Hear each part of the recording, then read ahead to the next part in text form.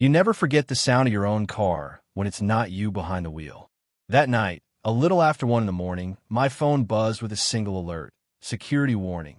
Engine started. I assumed it was a system glitch. Maybe the cold weather had triggered the sensor. A few seconds later, another notification appeared. Vehicle in motion. I sat up straight in bed, suddenly wide awake.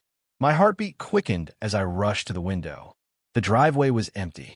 The streetlight cast a pale glow on the wet concrete, and the space where my car should have been looked like a wound. My Dodge Challenger, my pride, my project, my freedom, was gone. Downstairs, the television was still on from earlier. The local channel had cut to a breaking news segment.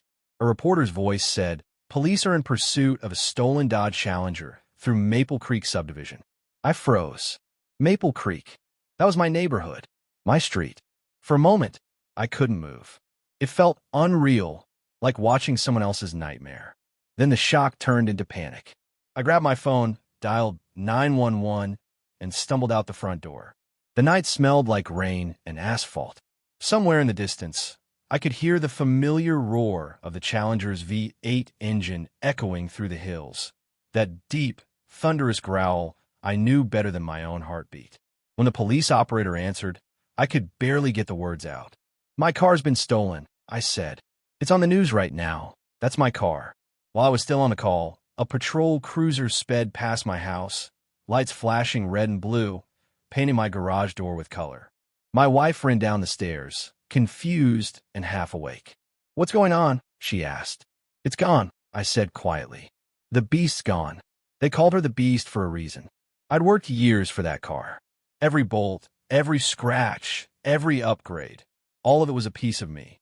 To see it tearing down the streets under someone else's control felt like watching my own life spinning out of control. The news anchors were already describing the chase.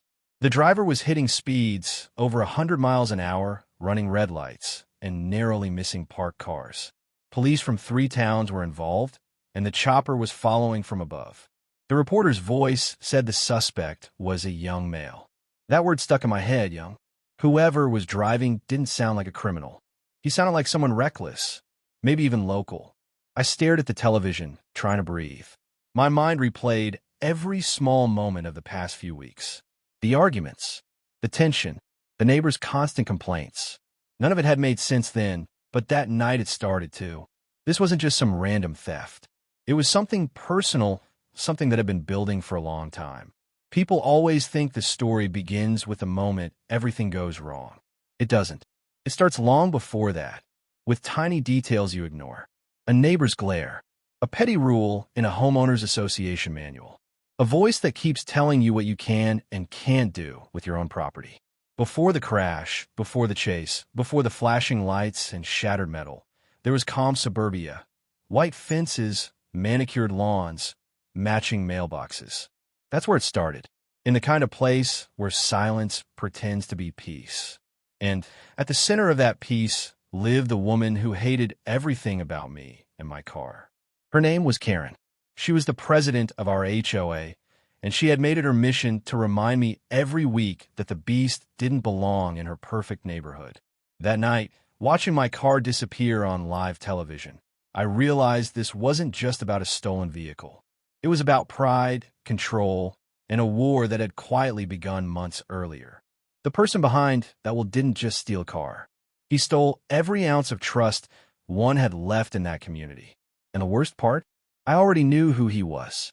I just didn't want to believe it yet. I moved into Maple Creek 5 years ago, and for a while, it felt like the dream I'd worked my whole life for. A quiet neighborhood, good schools, lawns that looked like green carpets, the kind of place where everyone waved when they drove by, at least until they got to know you. The first time I met Karen was at the HOA welcome meeting. She had that kind of presence you couldn't ignore, sharp eyes, too many questions, and a clipboard that looked like a weapon. She smiled, but it wasn't a warm smile. It was the kind that measured you. "You're the one with the red Dodge, right?" she asked. I nodded proudly. She didn't even pretend to hide her disapproval. We try to keep noise levels down in this community. I'm sure you'll understand. At the time, I laughed it off. I thought she was just being neighborly. But over time, I learned that in Maple Creek, Karen's word was law. She ran the homeowners association like a small-town government. Strict rules about parking, trash cans, mailbox paint, even what kind of curtains you could hang in the front window. I didn't fit into that world very well. I like my car. I like the sound of it when I started up on a Saturday morning. I like tuning the engine, washing it, polishing the rims. It was my escape after long work weeks.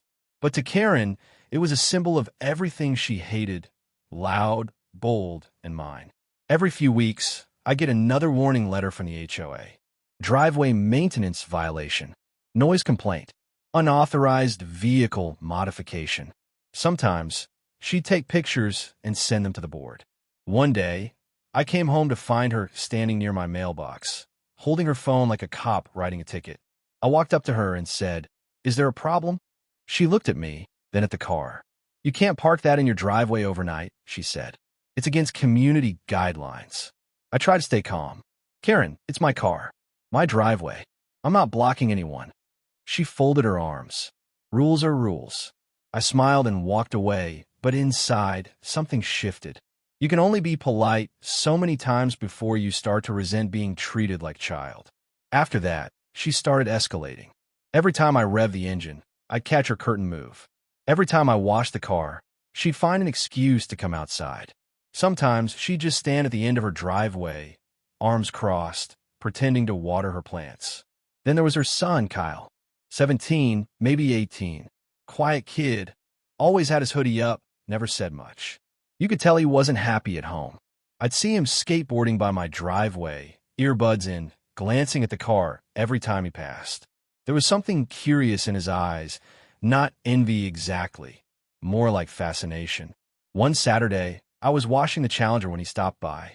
"That's a 6.4 liter, right?" he asked. I looked up surprised. "You know cars." He shrugged. "A bit. My dad had a Mustang before he left." That was the first real conversation we had.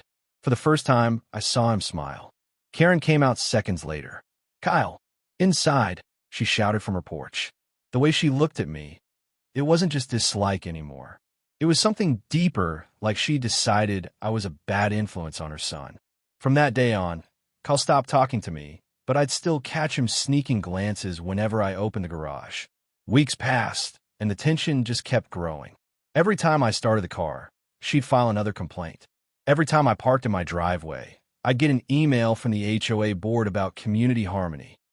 I learned to ignore it, but part of me knew something was brewing. One afternoon, after work, I came home and parked the beast in the garage. Kyle was standing across the street, scrolling on his phone. I waved. He didn't wave back. Instead, he just watched as I punched my garage code in. It was a simple one, my old phone number, 912-0080. Easy to remember, never thought twice about it. I left the keys on the hook inside the mudroom like I always did. The garage door slid down, smooth and quiet. At that moment, I had no idea I'd just given someone everything they needed. That night, my wife said she saw Karen outside again, pacing near her mailbox. "She's obsessed," she whispered. "It's not normal." I brushed it off, told her it was fine. But deep down, I felt it too. The way Karen's eyes lingered on that car, the way Kyle looked at it, the way this whole neighborhood had started to feel less like home and more like a trap. The strange thing about people like Karen is that they never attack directly. They chip away slowly, testing how much you'll take before you snap. She didn't know it yet, but the night her son made his move, all her rules and complaints would come crashing down on her own doorstep. Because that boy she was trying so hard to control was about to lose control completely. It's strange how the biggest disasters in life usually start with something small. A moment of carelessness. A shortcut. One ordinary choice that doesn't seem to matter until it's too late. For me, that moment came one quiet Thursday evening. I just gotten home from work exhausted. I parked the beast in the garage like always, hit the button, and watched the door slide shut behind me. I remember seeing Kyle across the street again, sitting on his skateboard, pretending to text. He wasn't even trying to hide it anymore. His eyes followed every move I made. I didn't think much of it. I was too tired to care. I punched in the same old garage code, 91280. Simple, stupid, familiar. The keypad beeped. The door opened. Inside the mudroom, I hung the keys on the little hook by the door, right next to my cap. I Done it 100 times before. Routine. Safe. Normal. But that night, something felt different. Later, when I came back out to take the trash, I saw Karen standing under the streetlight. She wasn't looking at me. She was looking at my house. Her arms were crossed, her face unreadable. For a second, our eyes met, and she turned away, walking fast toward her driveway. It shouldn't have meant anything, but somehow it did. I went inside, locked the doors, and told myself to forget it. The next day, I worked from home. The house was quiet except for the faint hum of my wife's laptop in the other room. Around noon, Kyle's skateboard wheels scraped the sidewalk again. He stopped near my mailbox, looked around, and then turned toward my garage. He just stood there for a moment, long enough that it made me uneasy. I opened the blinds and stared right back at him. He looked up, caught my eye, and walked off without a word. That evening, I decided to check the garage camera feed, just in case. Everything looked normal. Door closed. No motion detected. I remember thinking, I'm being paranoid. But paranoia has a way of being right. Around midnight, I was half asleep when my phone buzzed once. I ignored it. Then it buzzed again. Something in me knew. I opened my eyes and stared at the screen. Engine started. At first, I thought maybe I'd hit the wrong button on the app earlier. I opened the live tracker. The map showed a blinking red dot, slowly moving down Maple Street. My car wasn't in the garage anymore. I shot out of bed so fast that my wife startled awake. "What happened?" she asked. "The car," I said. "It's gone." I ran downstairs barefoot, flung the door open, and stood in the driveway. Empty. The night air felt heavy, like the whole world had stopped breathing. I opened the camera feed again, and there it was. The footage showed the garage door opening at exactly 1:14 a.m. The keypad light flickered. Someone had punched in the code. A hooded figure slipped inside, calm, deliberate. A few seconds later, the headlights flared up, flooding the camera lens. Then the door shut again, and the beast was gone. It wasn't a break-in. It wasn't a forced entry. Whoever it was, they knew exactly what they were doing. They knew the code. I called 911. My voice was shaking. The dispatcher kept asking me questions, but my mind was blank. All I could hear was the car's growl, echoing faintly in the distance. Within minutes, the police had my GPS location pinned. "Sir, stay at home," they told me. "Units are already in pursuit." I turned on the TV. The local station had interrupted its regular programming. The same reporter who'd covered our summer fair now stood in front of flashing lights, saying, "Authorities are chasing a stolen Dodge Challenger believed to be traveling through Maple Creek." It didn't feel real. Watching my own car race down the same streets I drove to work on, hearing its tires squeal, its engine screaming like a trapped animal. It was surreal. The police feed said the suspect was a young male. That word again. Young. My stomach dropped. I already knew. I remembered the way Kyle had stared when I entered that code. The way he'd hovered near the mailbox. The way Karen's eyes had followed every move I made. It all connected in an instant, and my anger turned to disbelief. I didn't want to believe that the kid next door, the boy who asked about engines and horsepower, had done this. But deep down, I knew no one else could have. The chase went on for nearly 20 minutes. The car reached over 100 miles per hour on the highway, weaving between lanes like it was possessed. Police from 2 counties joined in. Helicopters were called. The anchors on TV sounded breathless. Then came the words that made my heart stop. "The suspect has lost control. The vehicle has crashed near Ridgefield Road." I remember sitting there in the dark, staring at the screen, waiting to see the aftermath. I didn't even care about the car anymore. I just wanted to know if the kid was alive. When they finally showed the crash site, I recognized it instantly, less than a mile from my house. The front of the beast was wrapped around a huge oak tree. Smoke curled up into the night air. The hood was crushed, the windshield shattered. For a long time, I didn't move. My wife was crying quietly beside me, but I couldn't speak. I just sat there, numb, thinking about every small decision that had led to this. The easy garage code, the keys hanging by the door, the silence I mistook for peace. That's the thing about mistakes. They don't announce themselves. They whisper.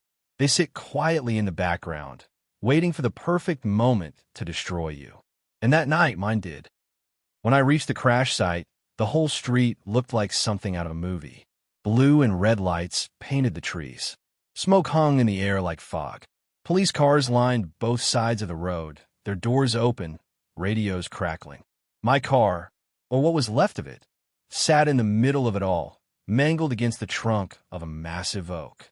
The front end was crushed so deep it was almost unrecognizable. The hood had folded upward like torn metal foil. The windshield was spiderwebbed, the headlights shattered. I could smell gasoline and burnt rubber. It wasn't just a crash scene. It was the death of something I loved. An officer stopped me from getting too close. "Sir, you can't go there," he said. "This is an active scene." "I'm the owner," I told him. "That's my car." His eyes softened when he looked at me. "You need to stay back for now. They're checking on the driver." My throat tightened. I didn't ask who the driver was. I already knew. A few minutes later, the paramedics opened the door of the ambulance. I caught a glimpse of him, Kyle. His face was pale, a cut above his eyebrow, eyes wide with shock. He looked more like a scared kid than a criminal. He wasn't handcuffed yet, but two officers stood beside the stretcher. Karen arrived moments later, her robe thrown over a nightgown, her hair wild. She pushed past the barricade and shouted, "Where's my son?" The police tried to calm her down, but she spotted me standing a few feet away and pointed straight at me. "This is your fault," she screamed. "You and that death machine. You poisoned him with that thing." Her voice cut through the noise.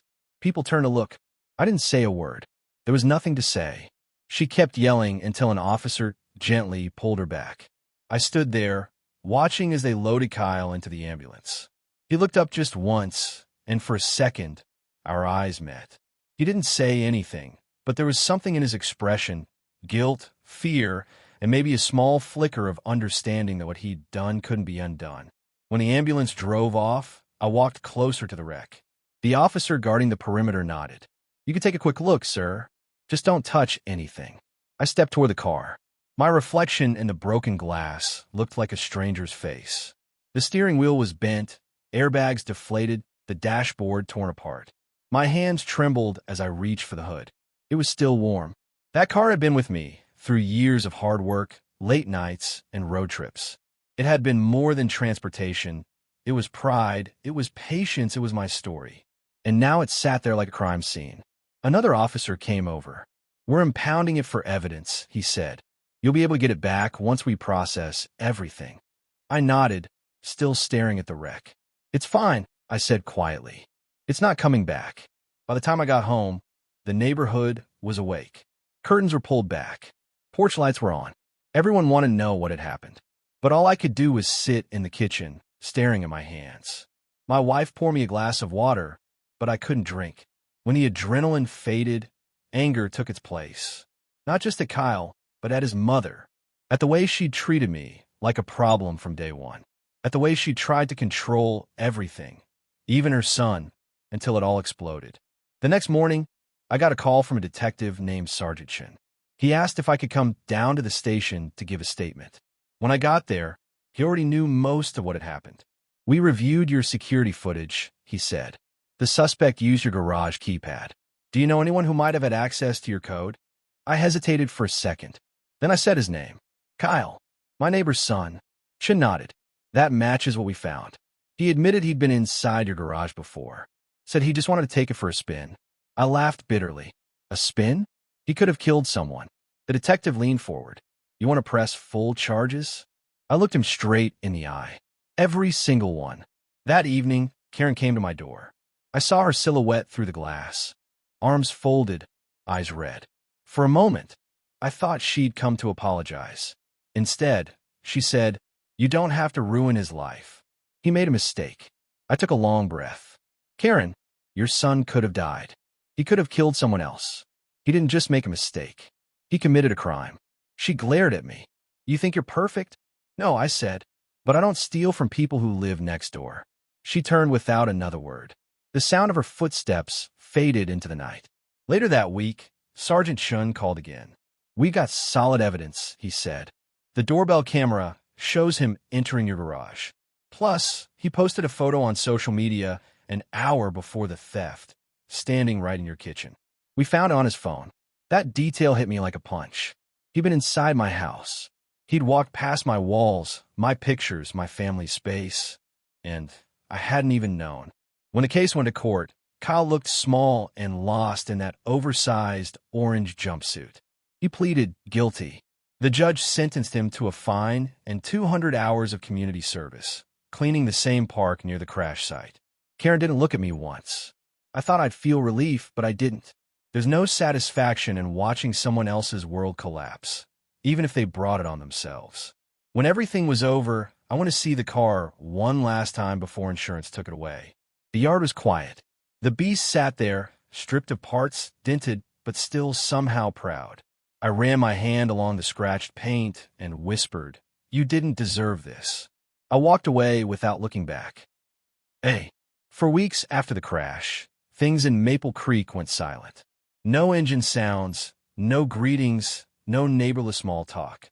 Just quiet tension in the air, like everyone was pretending none of it had happened. But it had, and everyone knew it. Karen stopped showing up at HOA meetings. Her perfect flower beds started wilting. The community pride sign she'd hung near the entrance began to peel in the rain. The woman who used to patrol the neighborhood like a watchdog now barely stepped outside. The guilt had done what the rules never could. It humbled her. As for me, I kept my head down.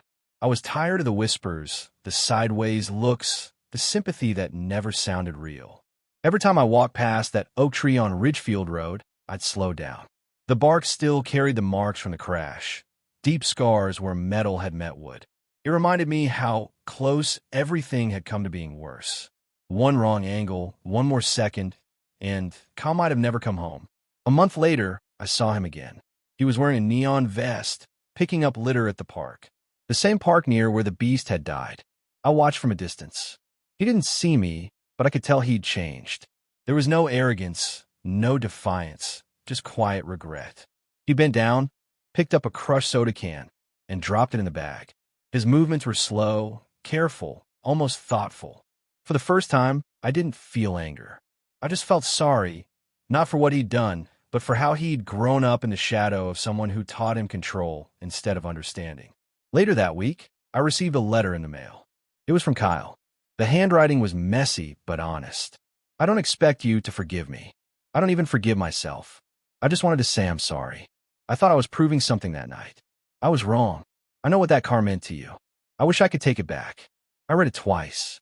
Then I folded it and kept it in the glove compartment of my new car, another Challenger, black this time, quieter, more mature somehow.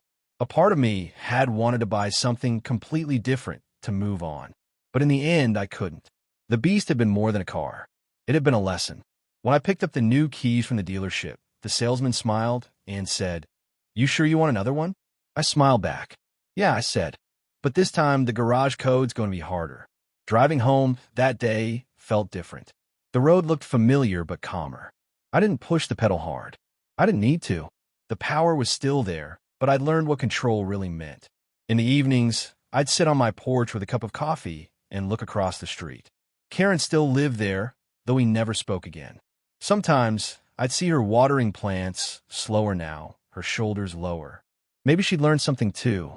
Over time, Maple Creek returned to its quiet routines. But for me, things had changed permanently. I'd learned that safety isn't just about locks and alarms. It's about awareness, about paying attention to the small things before they become big things. The biggest lesson came not from anger or revenge, but from evidence. Proof. Truth. When I handed the police that footage, it didn't just clear my name, it reminded me that facts speak louder than noise, louder than emotion, louder than fear. In the end, justice wasn't dramatic.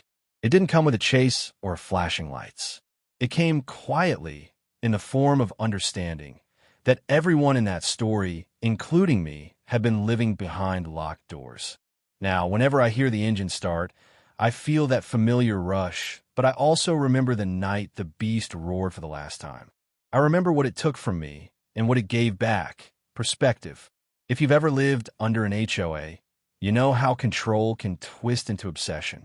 You know what it's like to be told what kind of person you're supposed to be, how loud your car can sound, what color your mailbox can be. But at the end of the day, it's not the rules that define a community. It's the people who live by them. I lost a car that night, but I gained something I didn't expect: clarity. I learned that power isn't in the noise or the speed or the steel. It's in proof, in the quiet, undeniable truth that no one can argue with. So when I close my garage now, I double-check the code. I take one last look at that black Challenger sitting under the light. And I think to myself, proof will always be stronger than power. Because sometimes that's the only thing that keeps you safe in a neighborhood like mine.